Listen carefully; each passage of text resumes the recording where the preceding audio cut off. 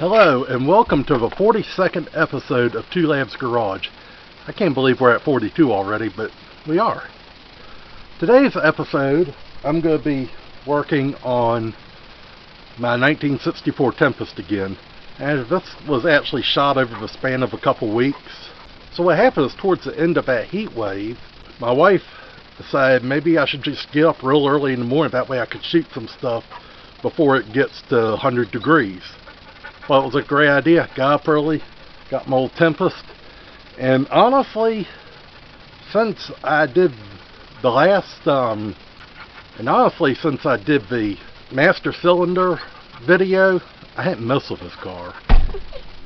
Just been too hot. Sorry, my dog's down there playing with something and hitting the stand. I swear we couldn't live without this. Anyway, I decided to go and do a tune-up, get the carburetor set right, do the timing. I actually released a timing video independently last week, so I did the timing, got the carburetor adjusted.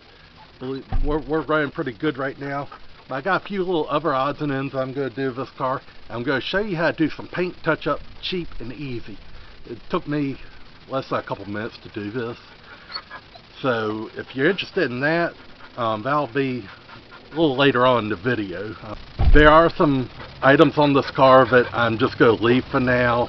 I do have a pretty bad exhaust leak, but at this time I'm trying to get things so I can reliably drive it. Let's get started on making this thing roadworthy.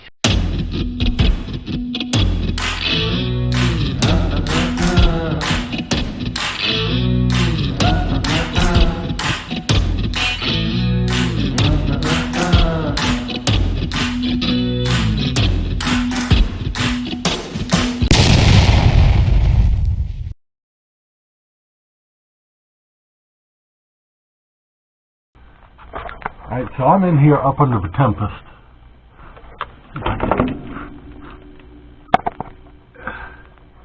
And that right there is the bleeder that they give us. Yeah, that's right up by the spindle arm. So I've soaked that thing down with some blaster. And of all things, I managed to get a vice grip on it to get a little bit of a turnout. Now, I think I may have found the right size wrench, so I'm going to try to get it off that way. But yeah, this is some GM nonsense right here.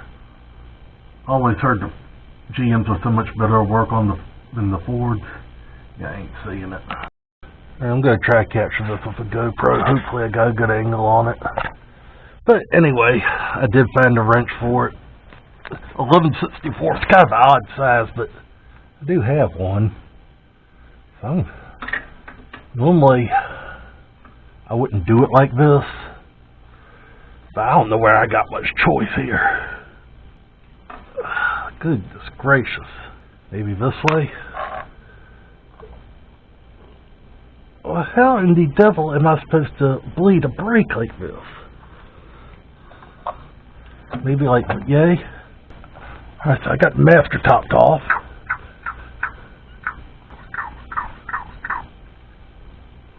Now I'm not here to bash GM products. That's ones I want to add to the collection. Pretty much all GMs. I really want a square body pickup.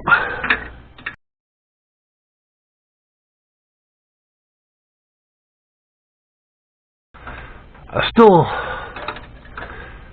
don't really understand the logic of putting this nut this close to where you can't hardly get a wrench on it for something that's pretty much a maintenance item. Well, this is slightly inconvenient. If you look right here, my brake line,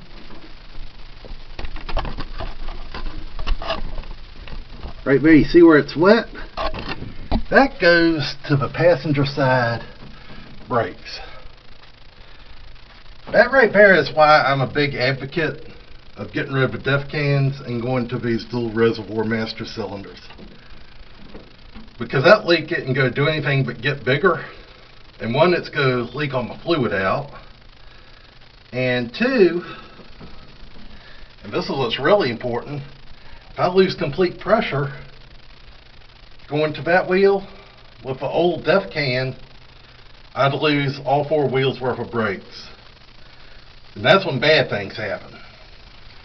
So with this setup,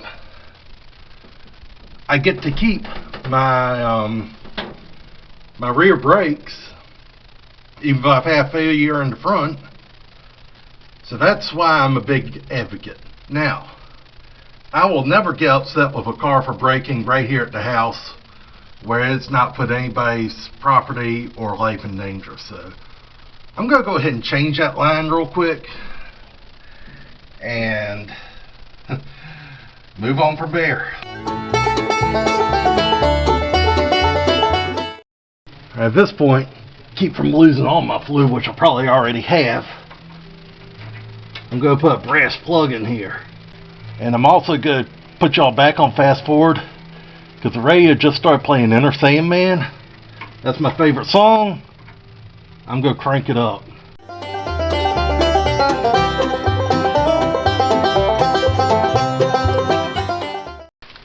Alright, so I figured I'd bring y'all around here and show you this.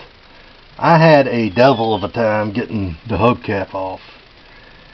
I understand these GMs have a specific bolt and wrench that gets them off. This has been converted to a hex, which I get. But this old holder center thingy cap, somebody has booger welded a nut in here and then set loose. Now I didn't put the tires on this car, so I really got nothing to do with this, but yeah, I just thought I'd show y'all. Over behind one of my storage buildings, I got a set of Pontiac mags. I'm actually kind of thinking of grabbing them just so I don't have to deal with this, or maybe get a new one of these. I don't know. But yeah, this is stuff you find. Also got a friend that's been trying to sell a set of center lines that will fit this. I may see how much he wants for them, what it'll take for them. Yep, she rusted in two.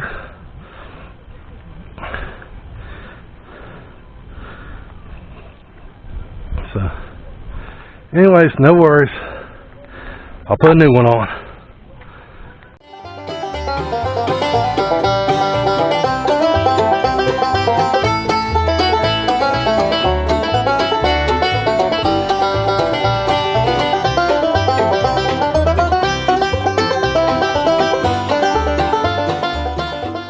Alright, I'm going to interrupt just a minute, show you I put a little piece of duct tape right here, and the reason for that is I'm going to feed it down, but my floor is not the cleanest and I don't want to pick up any dirt. So one thing you can do to protect yourself is just put a little tape on the very end of your line, and that will keep dirt out.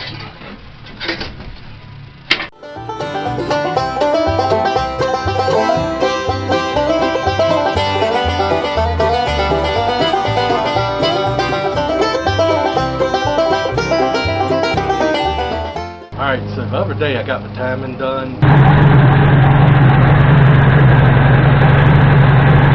And today's objective was to go right around and get the thing warmed up so I could complete my tune-up, and I was also going to change the oil, my new Witz filter. But, hey, I had to take care of that brake line. That thing ruptured. I'm glad I did it here rather than out on the road somewhere, because that could have ended in disaster. But anyway, call it a day for right now, but I'm going to come back and I'm going to finish this. Alright, so the other day I planned on getting this thing tuned, but the brakes decided they wanted me to fix them. And so anyway, we got the timing done. Now I'm going to work on this carburetor a little bit. I'm still not quite happy with the way that it is. So I got my vacuum gauge hooked up. I've taken it out for a little bit of a drive. I got it up to operating temperature. So anyway, I'm going to get this thing fired up and we're going to check the vacuum. Now, alright, on this gauge, I see it's reading a little off anyway, but I'm not that worried about it. But you're going to want this needle basically to stay steady. It really should be up here in the white, but looks like my gauge may be slightly off. And it says right there, hand should remain steady. Go ahead and fire it up. I've got it right now hooked up to a vacuum above the butterflies. I actually got the vacuum advance disconnected. So that's what I'm using right now. In a little bit we'll go to manifold pressure, which is down below the butterflies. And I'll be looking more at this green region of my vacuum gauge zone.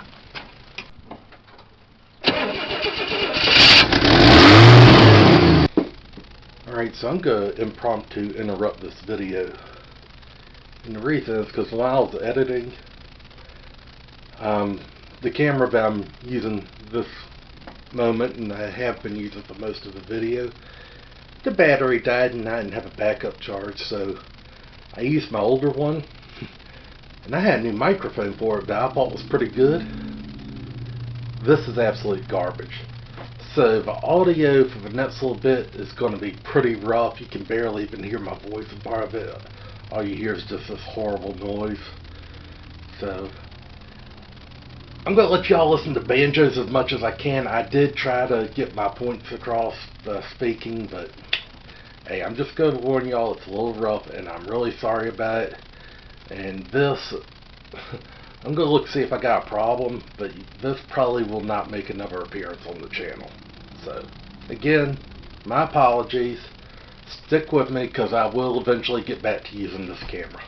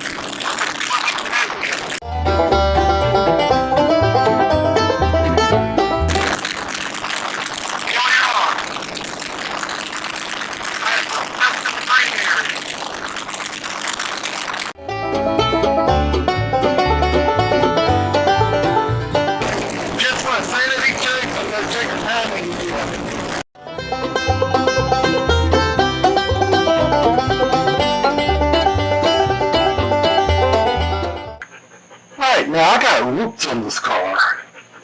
Right here in the center thing, bring you and show you real close.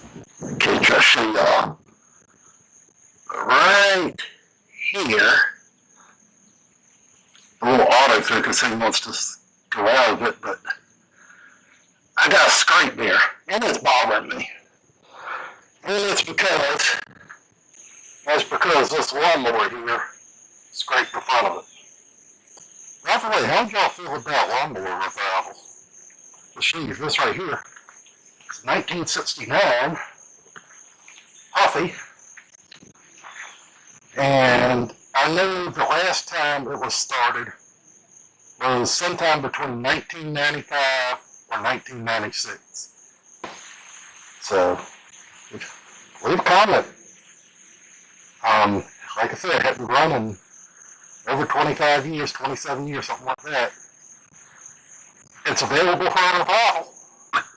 So anyhow, I'm going to patch it, and I'm actually going to use can of Rust-Oleum.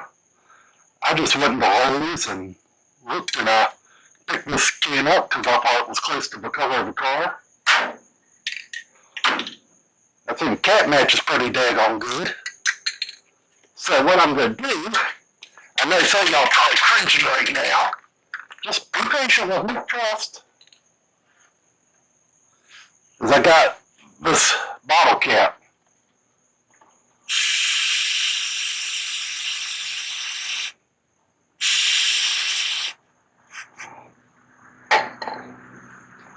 Discharge a small amount of paint in the bottle cap, nothing I can slosh it around in there. I'm going to take just an ordinary Q-tip, pick up some of this. I'm just going to dab it in there.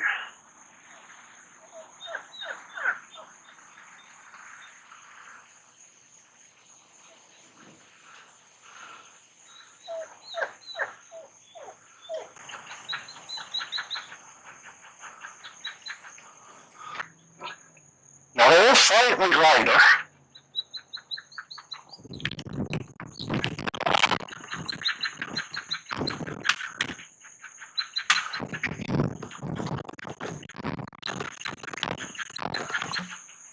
And it is slightly lighter, but I think it's going to dry a little darker than most spray paints do. But overall, that's not too bad. But you can try this on. You can have some paint thinner or lacquer thinner or something on a rag and wipe it off in case it's just not a good idea. But yeah, if you got a scratch like that and you don't want to take it to a paint shop, you just want to do a little at-home repair, this is one way it can be done. Pretty cheap, and I'm going to let it dry a little more before I give you a final verdict on it. But somewhere else in this car, I got some more chips. Yeah, I got a little bit right here.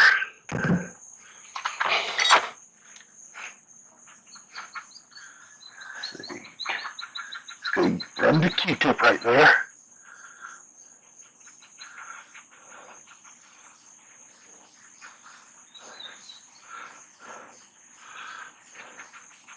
Alright, and there's the other spot. And these spots right here, get some of them a little bit better. We're just going to do the same thing.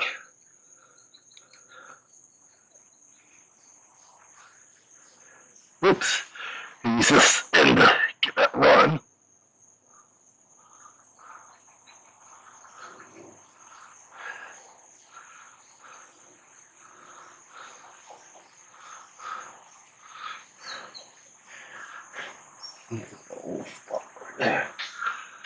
I think, if memory serves me right, those are spots on this car need to be touched up. Now, like I said, I'm going to let it dry for a little bit, and we'll come back and look at them once they're dry. So how did it go? Well, I wouldn't say that's perfect, but it's a whole lot better than it was. Better than paying hundreds of dollars to get it done. Right over here, this is where we fix this. Again, not bad, not perfect, but not bad. Good enough for this car. Let's go around here and see what we got. Let's see, I still got the old camera pointed at it. Again, not perfect, but looks a whole lot better than that chip did. I'm not going to complain. I mean, like I said, you see the pitting right here on these things. The fact that I got Caprice rims on it with a little bit of paint on them. This engine bay, yeah, we're not going to be winning first place in many shows. I say even though I do have a trophy for this car. But yeah, I mean, we definitely spruced it up. Ooh, that's another spot right there. I think I'll hit that too.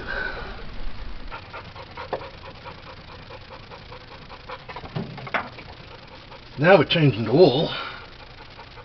I had put an AC Delco on it last time. Cool. Gonna put a Wix filter on this. Sorry, Nelly. Go ahead and put today's date on it. Let's see, 8/17/22.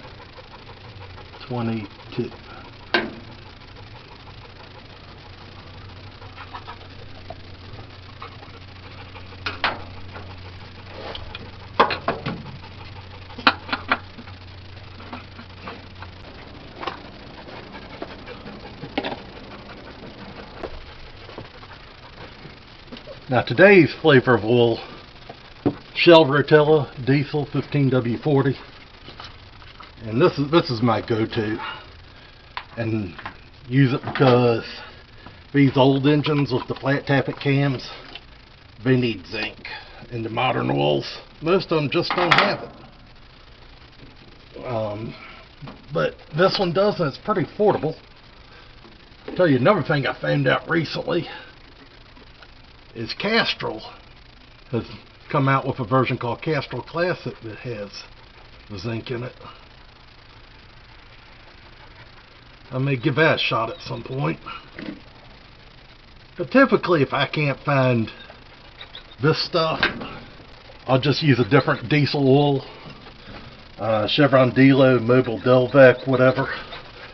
But I'll also tell you that if you get to where you can't find it, this STP contains zinc. Cheap way to put zinc in regular oil if you need to. Now, I'm not going to use the STP this time around. I just don't need it, but I keep a couple things of it around.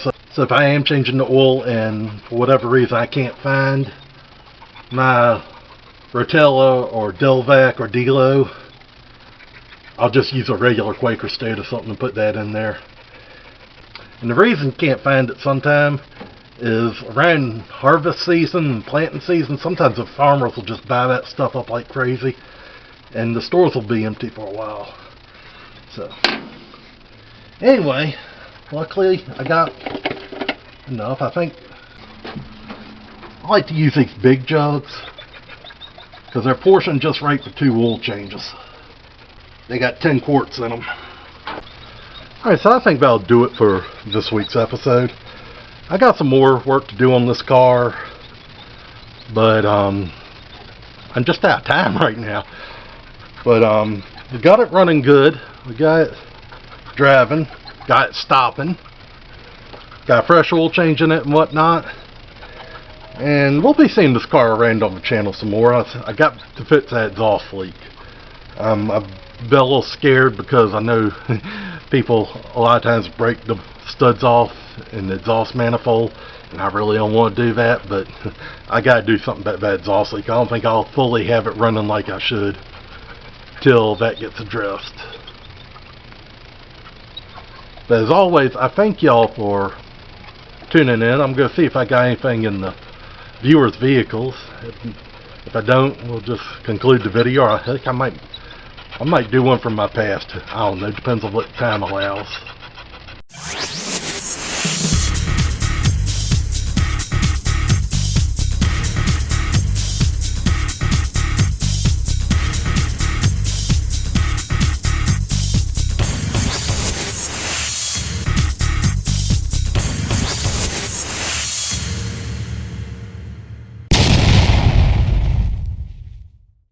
So unfortunately, we don't have any viewers' vehicles submitted for this week. So come on, if you'd like to show off your vehicle, I'd love to have it. Just send an email to twolapsgarage@gmail.com. Just put in a little bit of what you want me to say about your vehicle, and I like 7 to 12 pictures. I find that works good, but I'm not that number's not etched in stone. So anyway, I'm going to kind of do it this week from a vehicle from my past. And over the course of time, I'm going to go over a few that are the ones that got away. This one is a truck I had. I think it was around for like 9 years. Anyway, it was one that my dad and I got it together, and turns out he drove it mostly, but I really liked the thing. It was an 87 Mazda B2000 pickup, and I don't know if I even have any pictures of the thing. And if I do, I'm not sure I'd be able to find them just because back then I didn't organize things the best. But anyway, it was a red 87 Mazda B2000. Had the extended cab, it was red. I have managed to find a picture of one like it. Like I said, my dad drove it mostly because at the time I was working construction, I needed a full-size truck. So, anyway, eventually it got so it was just kind of worn out, and my dad asked me if I wanted to do anything with it, and at the time I just did not know what to do with this truck. I kind of wanted to keep it, but I just didn't know what to do with it. and I have regretted it since, because I would love to put a 302 engine in that thing and have me a little hot rod, because those trucks are super lightweight. But yeah, that's one of the ones that got away. I really miss the little truck. It drove good, rode good. It was just all around good truck. But if I had the wherewithal that I have now, I'd have saved that, and I'm pretty sure there's no chance of tracking it down. I doubt it even still exists, but if it did, I'd love to have it back.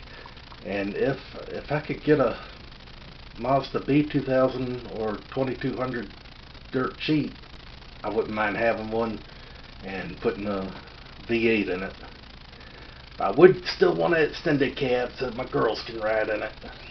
Both my wife and my pups.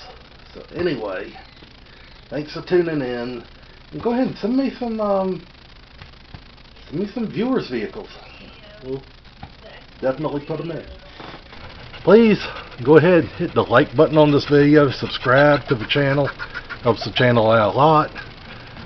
I'm looking forward to bringing y'all some more good stuff. Like I said, I'm going to be switching out some vehicles soon, bringing some of the ones that are in storage to the house and some of the ones at the house off the storage.